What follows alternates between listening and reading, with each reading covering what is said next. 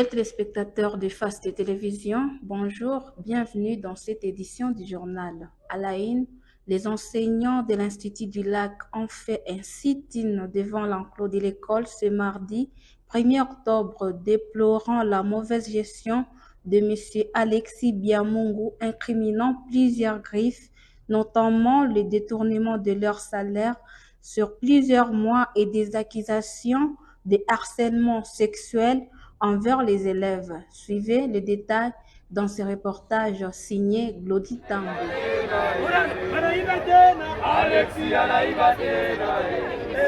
Les enseignants de l'Institut communautaire du Lac et certains militants du mouvement citoyen ont manifesté ce mardi, 1er octobre 2024, devant l'enclos pour déplorer la mauvaise gestion, le détournement de plusieurs salaires plusieurs mois et d'autres griefs faits par M. Alexis Biamungu. Non aux décisions médiocres, lui seul mérite mieux. En tout cas, c'est ça le message qu'on peut lire sur leur calico, réclamant que justice soit faite l'un des grévistes. Plan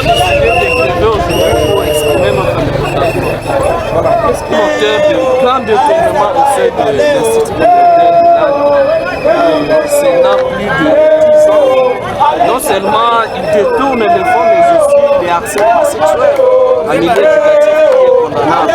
C'est pour ça que nous refusons avec la grande énergie la venue encore une fois de Alexis Biamungu. La réponse à cette question directement est expliquée dans les rapports des enquêtes qui ont été c'est les mêmes rapports et les mêmes problèmes se trouvent maintenant au parquet qui expliquent et qui clarifient la culpabilité de M. Alexis pour les cas de détournement et de harcèlement sexuel. Tout est clair dans les rapports. Merci. Qui était plus de 9 à 10 000 $, il a détourné le salaire des enseignants. Alors voilà pourquoi nous sommes ici. Le fait qu'il a été réhabilité par le prophète, on ne sait pas le motif. Vous savez vous-même que même le chef de l'État est en train de combattre les détournés. Il a dit qu'il y a un problème de la justice dans notre pays. Voilà pourquoi on n'a pas compris comment est-ce qu'un préfet qui est en train de détourner l'argent des enseignants a été réhabilité ici au niveau de l'Institut.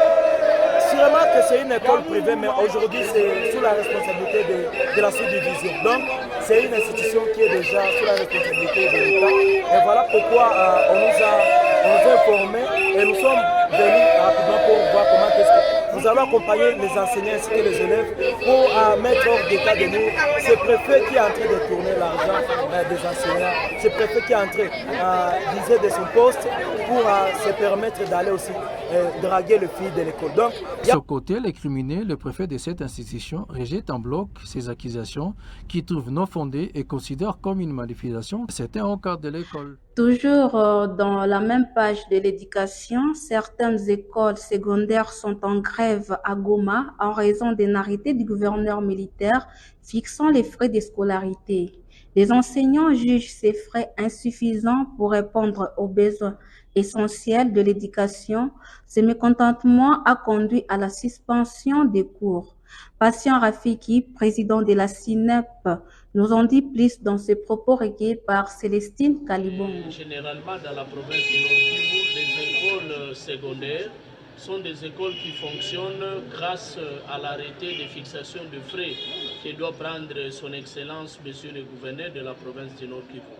Et de la semaine passée, depuis le mercredi, le gouverneur a signé un arrêté de fixation de frais que les enfants devraient payer ou doivent payer au niveau de l'école secondaire. Et ces frais-là, dans certaines écoles secondaires, ils ont jugé ces frais insuffisants par rapport aux besoins réels de l'école, par rapport à la prise en charge et à l'intervention aux besoins de l'enseignant. C'est ainsi que certaines écoles de la place ont décidé d'entamer un mouvement de grève afin d'amener le gouverneur à changer l'arrêté. Pour plus de précision, ces mouvements de grève n'émanent pas des syndicalistes. Parce que pour les syndicalistes, nous sommes rassurés que nous devons revendiquer le droit de paiement d'un salaire décent de l'enseignant auprès de l'État et pas auprès des parents.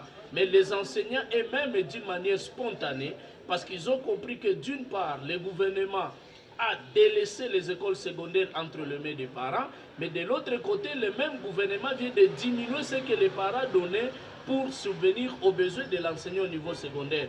Raison pour laquelle ce n'est pas toutes les écoles. Nous pouvons parler de 3 ou 4 écoles seulement dans la ville de Goma. Et nous, comme syndicalistes, comme nous ne pouvons pas revendiquer la prise en charge de l'enseignant par le parent, nous sommes allés vers l'autorité pour en savoir plus. Qu'est-ce qui n'a pas marché? L'autorité a présenté ses moyens de défense et il est arrivé que nous avions proposé à l'autorité, étant donné qu'il a déjà fixé, il a déjà donné une ligne directrice qui lui laisse la latitude à chaque école. Là où les besoins se feront sentir au-delà de ce qu'il a fixé, que l'école puisse adresser une dérogation et que les services techniques arrivent à analyser au cas par cas. Parce qu'il y a même ceux qui peuvent aujourd'hui attaquer l'arrêté du gouverneur pendant que toutes ces écoles ou pendant que tous les agents, toute la main-d'œuvre est prise en charge par l'État. C'est-à-dire dans la ville de Goma, il y a des écoles qui ne comptent plus les enseignants élus. Et donc avec ce que le gouverneur a signé, ils peuvent se contenter de cela. C'est pourquoi on a demandé à ce que le gouverneur puisse laisser la latitude à chaque école qui juge que le besoin est tellement supérieur. Et puis, face aux multiples cas d'accidents observés ces derniers temps dans la ville de Goma, la police de circulation routière décourage plus les taximens moto et les chauffeurs de transport à l'ivresse au volant et le non-respect du code de la route qui est à la base des accidents dans la ville de Goma. Cette dernière appelle la population à la vigilance. Devant notre caméra, suivez le commandant Boukassa Blaise dans ses propos des Gloditam. En fait, vous savez, sur la chaussée, il y a des réglementations, il y a des lois, il y a des codes qui régissent le code routier. En fait, s'il y a beaucoup d'accidents, c'est par rapport à quoi? Ivresse au volant. Ces chauffeurs-là ne maîtrisent pas le code de la route. C'est pourquoi tu vois, il y a beaucoup de cas d'accidents. C'est juste question de sensibiliser ces gens-là. Nous sommes en train de sensibiliser tout ce monde-là pour qu'ils rentrent en ordre. Ils doivent respecter le code de la route en évitant l'ivresse au volant, les excès de vitesse. Et aussi ils doivent maîtriser le code de la route, c'est ce qui est important. Au cas où ils vont mettre ces 3 trucs en pratique, tu vois, il n'y aura pas d'accident. La personne de la vie comme moi, je suis aussi comme matricien, je les aime bien.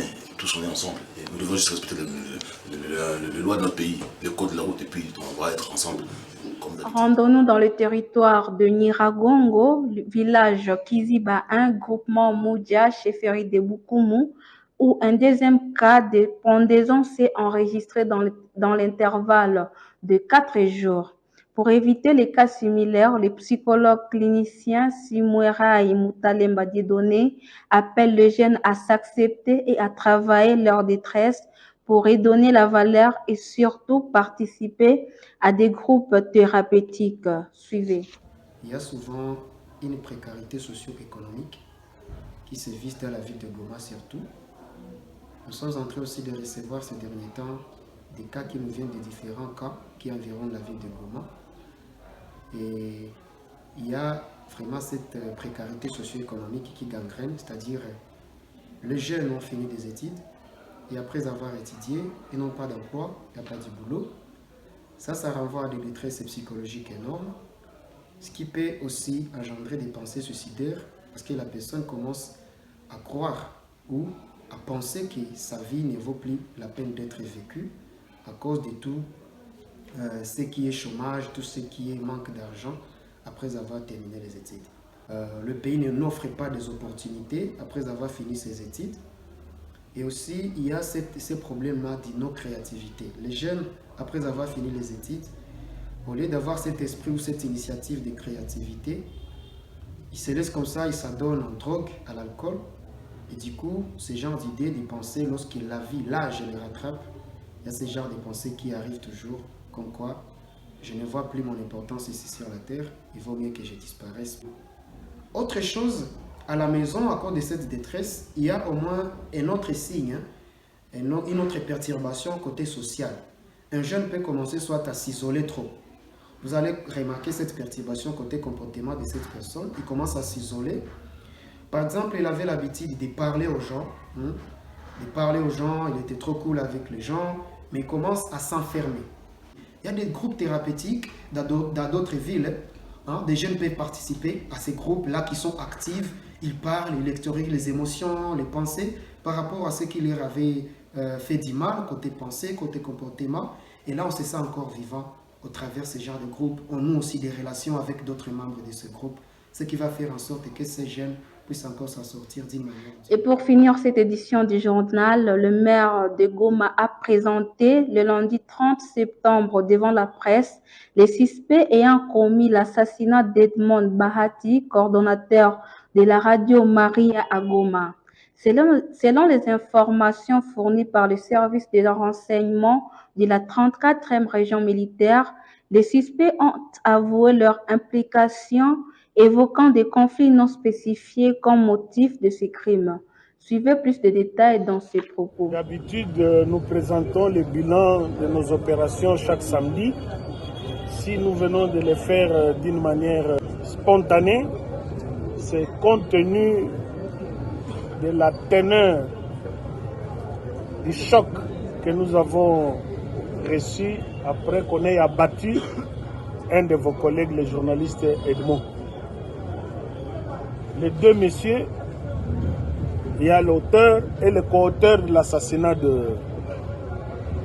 du journaliste.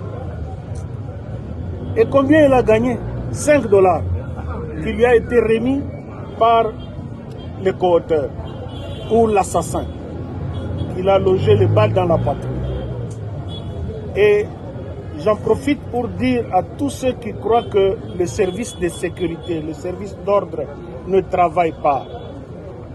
Vous vous leurrez, vous voulez tromper, mettre en otage la population.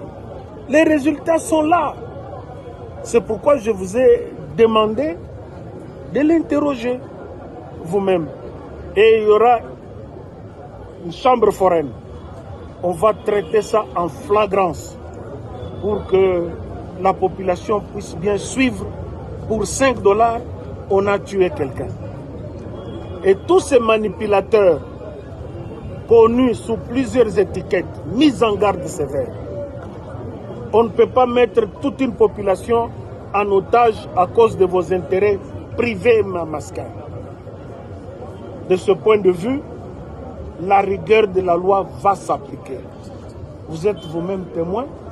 Combien il témoigne qu'il est allé chercher le jeune homme. On l'a espionné jusqu'au moment de sa dernière minute sur la terre. Voilà, nous invitons nos services que nous remercions davantage parce qu'ils sont toujours sur terrain et nous n'allons jamais abandonner notre population, quelles que soient les circonstances. Et voilà tout pour cette édition du journal. Merci à vous de nous avoir suivis. À la prochaine.